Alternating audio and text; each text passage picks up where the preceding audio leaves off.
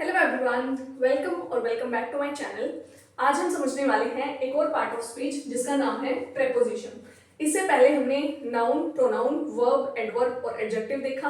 आज हम देखने वाले हैं प्रेपोजिशन और जो बच गए पार्ट ऑफ स्पीच, कंजंक्शन और इंटरजेक्शन, वो भी नेक्स्ट आने वाली वीडियोज में मैं एक्सप्लेन करने वाली हूँ। तो अगर आपने सारे पार्ट्स ऑफ स्पीच को समझना है तो आप इस सीरीज को शुरू से एक बार जरूर रेफर कर सकते हैं। सो प्रेपोजिशन को हम समझेंगे दो तरीके से। एक तो जो उसकी डेफिनेशन है उससे, एक जो ये शब्द है इसको दो शब्दों में तोड़ के उससे। तो चलिए डेफिनेशन से शुरू करते हैं। Prepositions are the words.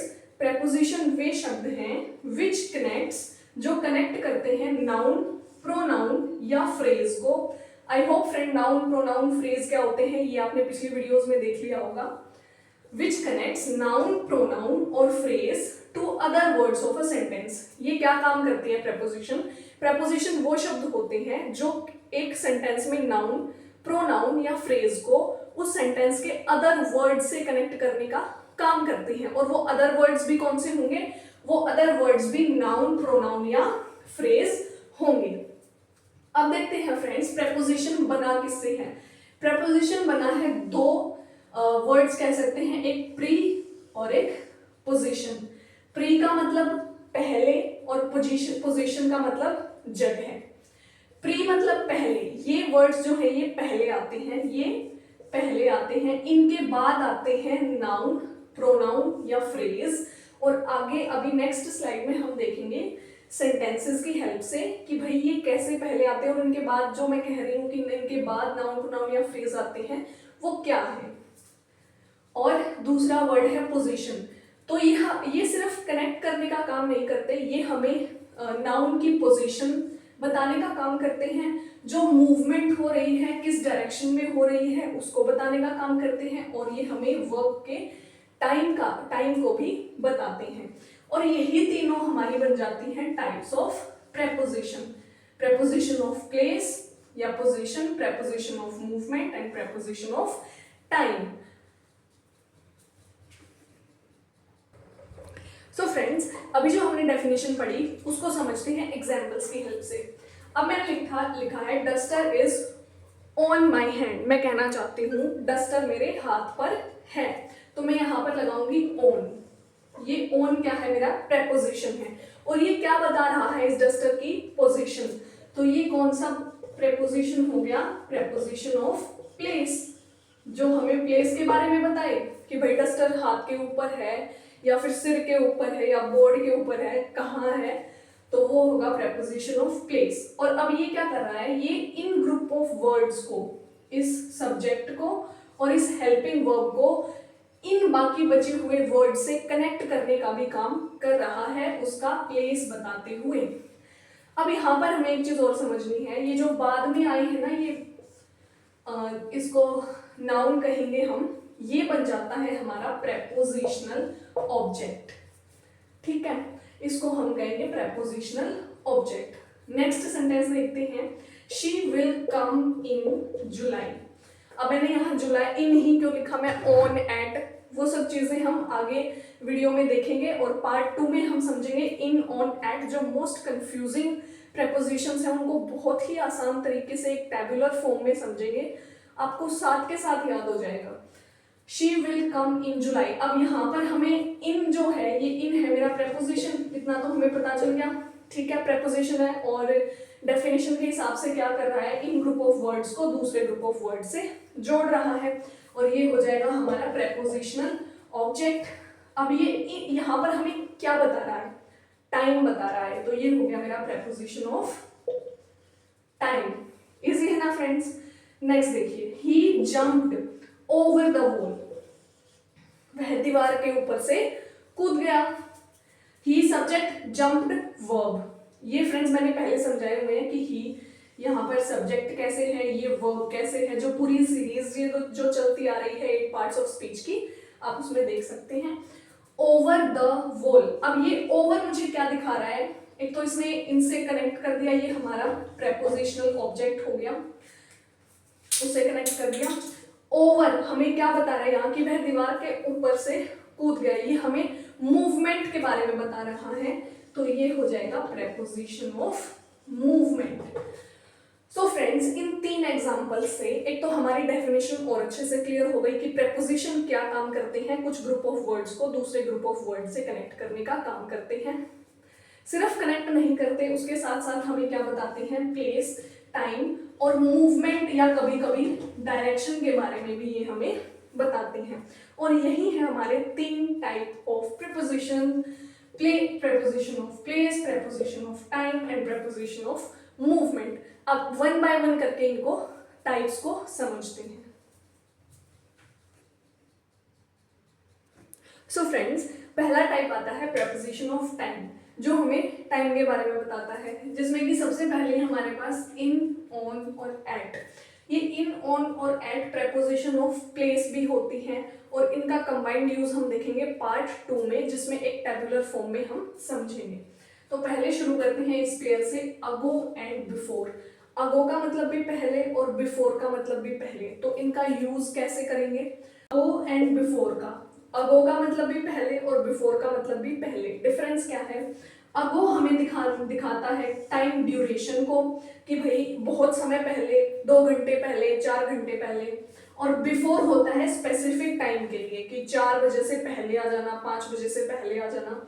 Example में देखते हैं, I met him a long time ago, मैं उससे बहुत समय पहले मिला था, मैं उसे 2 घंटे पहले मिला था। आई मेट हिम 2 hours अगो। तो टाइम ड्यूरेशन को दिखाने के लिए कि हम यूज करेंगे अगो, और ये टाइम के बाद आता है। फिर है बिफोर। बिफोर आता है स्पेसिफिक टाइम को शो करने के लिए, कि मैं उससे 5 बजे से पहले मिला था, या वह 12 बजे से पहले आएगी। शी केम, वह 12 बजे से पहले आई थी। She came here before 12 o'clock। अब यहाँ पर हमारे पास स्पेसिफिक टाइम गिवन है, she came here before 12 o'clock, I will go there before 2 PM, I will reach there before 2 PM कह सकते हैं हम। तो अगो टाइम ड्यूरेशन को डिनोट करता है और बिफोर स्पेसिफिक टाइम के लिए आता है। So friends, next is since and for. Since का यूज होता है जब हमें स्पेसिफिक स्टार्ट टाइम गिवन हो, कि ये काम इतने दिन या इतने साल पहले शुरू हुआ था। और फॉर आता है टाइम की ड्यूरेशन को डिनोट करने के लिए, कि ये काम 5 साल से चल रहा है, 2 साल से चल रहा है, ऐसे। एग्जाम्पल से समझते हैं, I am working here since 2015, क्योंकि यहाँ पर हमें एक स्पेसिफिक स्टार्ट टाइम दे दिया गया है। आई वर्कड, अब यहाँ पर हमें ड्यूरेशन बताई है कि मैंने 5 घंटे काम किया है, तो यहाँ आएगा 4। I worked for 5 hours। So friends, next अब बाकी बचे देखते हैं बाय। जब हमें टाइम लिमिट देनी हो कि जब तक ये काम कर दो, तो हम यूज करेंगे by. He will come here by 5 PM, वो यहाँ 5 बजे तक आ जाएगा। विद इन, जब हमें एक टाइम लिमिट दे दी गई हो कि इसके अंदर अंदर तुम ये काम करके दिखाओ, तो हम यूज करेंगे with in. Complete this work with in 2 days। और जब एक लॉन्गर टाइम पीरियड होता है के दौरान, उस समय के दौरान, तो हम यूज करते हैं ड्यूरिंग। सो यहाँ हम यूज कर सकते हैं during summer holidays we had fun. फिर है आफ्टर। आफ्टर मतलब के बाद। After lunch break I do your work. Lunch break के बाद मैं तुम्हारा काम कर दूंगा। So I hope friends preposition of time clear है। नेक्स्ट हम पढ़ते हैं preposition of place. So friends, अब देखते हैं प्रेपोजिशन ऑफ प्लेस। जो हमें प्लेस के बारे में बताएं वो होंगे प्रेपोजिशन ऑफ प्लेस। इनोनेट को हम पार्ट 2 में देखेंगे। अंडर, अंडर यानी नीचे। अब फॉर एग्जांपल ये एक बॉक्स है और मैं यहाँ एक बॉल का यूज करूंगी। मान लेते हैं कि एक बॉल है, वो अगर इस बॉक्स के नीचे है तो ये होगा अंडर। अंडर यानी नीचे। The ball is under the table. अगर वो इसके ऊपर है, इसे सटा के नहीं, थोड़ा सा स्पेस देके, फॉर एग्जांपल ये जो है बोर्ड है और ये यहाँ पर मैंने रख दिया, तो हम कहेंगे the duster is above the board. ठीक है, जब बिल्कुल जुड़ के एकदम सटा के होता है तो हम उसको ऑन कहते हैं। The ball is on the table. Near, पास में। The ball is near the table. अच्छा, मैंने पहले बॉक्स बोला था, क्या इसको टेबल मान लेते हैं। The ball is near the table. Near मतलब पास में। The ball is far from the table. फार मतलब दूर, बिटवीन, दो टेबल्स के बीच में अगर मैंने एक बॉल रख दी, किन्हीं दो चीजों के बीच में अगर कोई चीज है तो हम कहेंगे बिटवीन, यानी बीच में, the ball is between the tables. अब बहुत सारे टेबल्स हैं और उनके बीच में या उनके पास मैंने रख दी तो हम कहेंगे अमंग। बिटवीन होता है दो चीजों के बीच में और बहुत सारी चीजों के बीच में हो जाएगा among. The ball is among the tables. In front of, सामने, जैसे the camera is in front of me, मेरे सामने कैमरा है। Behind, the board is behind me, board मेरे पीछे है, बिहाइंड पीछे। तो ये सारे थे preposition of place. So friends, अब देखते हैं प्रपोजिशन ऑफ मूवमेंट और डायरेक्शन। जो सिर्फ मूवमेंट के बारे में बताएं, कुछ एक ऐसी होती है जो सिर्फ मूवमेंट के बारे में बताती हैं, कुछ ऐसी हैं जो डायरेक्शन के बारे में भी बताती हैं। Examples: to, onto, down, over, into, from, towards.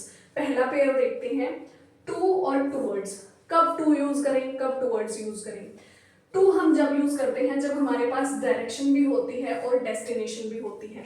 For example, हम स्कूल जाते हैं तो हमें पता है कि हमें किस दिशा में जाना है, वो हमारी डायरेक्शन हो गई, और हमें डेस्टिनेशन का भी पता है कि हमारा गंतव्य है, जिसको कहते हैं हिंदी में कि हमारी डेस्टिनेशन स्कूल है। तो हमारे पास दोनों चीजें होती हैं तो हम यूज करते हैं to. I am going to school, तो मेरे पास डायरेक्शन भी है और डेस्टिनेशन भी है। जब हमारे पास सिर्फ डायरेक्शन हो, फॉर एग्जाम्पल हम फिर स्कूल से वापस आए और हम निकल पड़े बाजार की तरफ, तो हम की तरफ जा रहे हैं, वो डेस्टिनेशन पर क्लियर नहीं है। हम बाजार पहुंच भी सकते हैं, रास्ते में भी रुक सकते हैं, कहीं और आगे भी निकल सकते हैं। तो हमारे पास है सिर्फ डायरेक्शन, यहाँ पर टूवर्ड्स में डेस्टिनेशन नहीं है। सो हम ये यूज करेंगे towards. I am going towards the market, मैं मार्केट की तरफ जा रहा हूं। जब की तरफ की सेंस देनी हो तो यूज करेंगे टूवर्ड्स, और जब पक्का है कि मैं वहीं जाऊंगी, I am going to school, I am going to market, तो हम यूज करेंगे टू। सो फ्रेंड्स, नेक्स्ट देखते हैं ऑन टू। जब कोई चीज मोशन में रखी जा रही हो, जैसे मैं कहूं put the duster onto the table, कि भाई वो उसके ऊपर ऑलरेडी रखी नहीं है। अगर ये ऑलरेडी टेबल के ऊपर रखा हुआ तो हम क्या कहेंगे, the duster is on the table. पर अगर मुझे ये रखना है, put the duster onto the table, तो मूवमेंट भी साथ में इन्वॉल्व है, तो हम यूज करेंगे onto. He put the jug onto the table. ठीक है, नेक्स्ट है डाउन। डाउन जैसे मतलब समझ में आ रहा है, नीचे की तरफ जब हम जा रहे होते हैं तो हम यूज करते हैं डाउन का। आई am going down the stairs. Okay, over. Over में भी मूवमेंट इन्वॉल्व होती है। किसी चीज के ऊपर से छलांग लगा के कूद जाना। फॉर एग्जाम्पल, ये वॉल है, यहाँ से कोई यहाँ पे जंप कर गया तो हम कहेंगे ही और she jumped over the wall. अगर कोई वहीं पर जज के बैठा है यहाँ पर, तो हम कहेंगे ही और she is sitting on the wall. तब हम ओवर नहीं कहेंगे, तब हम कहेंगे ऑन द वॉल। और अगर कोई मूवमेंट में है, इधर से उधर छलांग मार के गया है, तो उसको कहेंगे jumped over the wall. Into. Into में भी मूवमेंट, देखो ये है ही किस चीज की प्रेपोजिशन, मूवमेंट की और डायरेक्शन की। या तो डायरेक्शन इन्वॉल्व होगी या मूवमेंट इन्वॉल्व होगी। जब मान लो कोई चीज एक जगह से उठ के दूसरी चीज के अंदर जा रही है, तो वहां यूज करेंगे इनटू। किसका यूज करेंगे, into. pour the glass, pour the water into the glass, या फिर she jumped into the pond, वह pond के अंदर कूद गई। अगर पहले से ही वहां मौजूद होती तो हम कहते in, she is in the pond। लेकिन अगर एक जगह से उठ के फिर छलांग मार के दूसरी जगह में जा रही है, या कोई भी चीज एक जगह से उठ के दूसरी चीज में डल रही है, तो हम यूज करेंगे into का। she jumped into the pond। From जहां से हम अपनी जर्नी शुरू करते हैं उस जगह को दर्शाने के लिए, I started my journey from Delhi. और टू और टूवर्ड्स का मैंने आपको पहले ही बता दिया है। सो आई होप फ्रेंड्स, प्रेपोजिशन क्या होता है, preposition of time, place and movement या डायरेक्शन आपको क्लियर हो गया होगा। प्रेपोजिशन ऑफ टाइम और प्लेस में इन, ऑन और एट का बहुत ही अच्छा एक्सप्लेनेशन आएगा पार्ट 2 में, तो उसको जरूर देखिएगा। प्लस ये जो हमारी सीरीज चल रही है 8 पार्ट्स ऑफ स्पीच की, इसमें हम सारे पार्ट्स ऑफ स्पीच एकदम बेसिक से कवर कर रहे हैं। सो आई होप आपने सारी वीडियोस देख ली हैं, आपको हर एक चीज़ क्लियर हो गई है। अगर हर एक चीज़ क्लियर हो रही है तो वो भी आप कमेंट सेक्शन में बता सकते हैं, अगर कोई कमी है तो वो भी आप कमेंट सेक्शन में बता सकते हैं। Thank you so much.